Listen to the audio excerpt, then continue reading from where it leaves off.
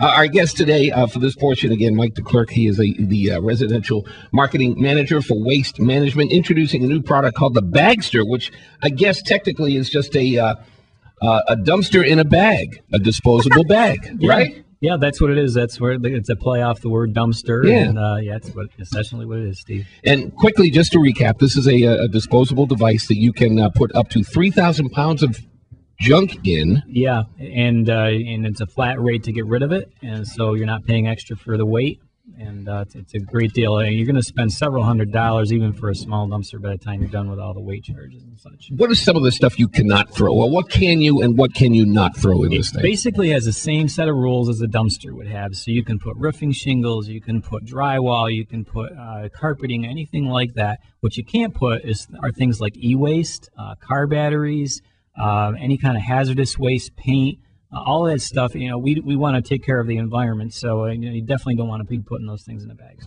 I'm that guy that sneaks paint cans into that stuff. You're that guy. I'm that guy. I'm sorry. Because I was going to ask you, I'm sure some people.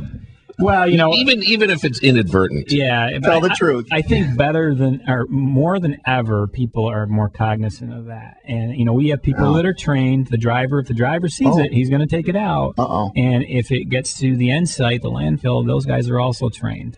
We would hope that people wouldn't be trying to do that. Okay, Pat. Ralph. Yeah. This is called narrowcasting right now, not broadcasting. We are narrowcasting. Focus right to you. Polluter. And I would guess also that where you put this thing is kind of important too, because once you start filling it up. Yeah, and that's one of the great things about it as well, is it does offer you more flexibility on where you can put it. The biggest thing we have to watch out for are wires, because this is a crane-like truck that picks these bags up. And we run around town, pick up about a dozen of these at a time, and we save on time, fuel, emissions, all those things. But where you can put it, as long as it's within 16 feet of a paved area, and it's not under wires, we can even pluck it over a short chain link fence as long as it's within that paved area. You can put it in your yard. You can put it in your driveway. The only thing, if you do that, then there's an attached waiver that's right attached to the bag. You simply sign the waiver giving us permission to bring our 10-wheel truck on your driveway. It is less intrusive than a big steel dumpster in your driveway, but not every residential driveway has the proper base to handle a truck. So we just, sign the waiver, we'll come on your driveway to get it. Where did you come up with it? Where did they come up with this idea?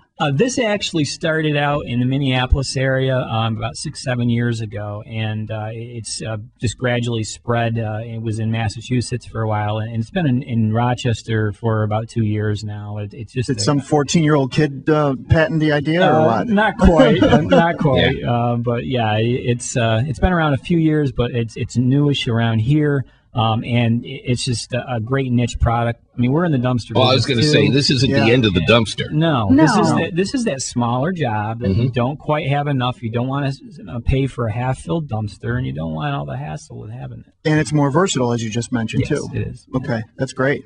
And you've sold over 5,000 of these things. 15,000, way more than that. Right? Oh, 50, really? We've collected. In terms of sales, our sales are typically much higher. We're at about 21,000 in sales in New York State through the first couple of years. And I can see somebody buying one of these because, like he said, the packages are not very big. I've seen them in stores. Right. So I could see someone buying one of these and going, I'm just going to keep it just in case I ever need it. And then, you don't have to be a waste management customer to use it. So, and at that price point, what the heck? Absolutely. I mean, we wish you were a waste management customer.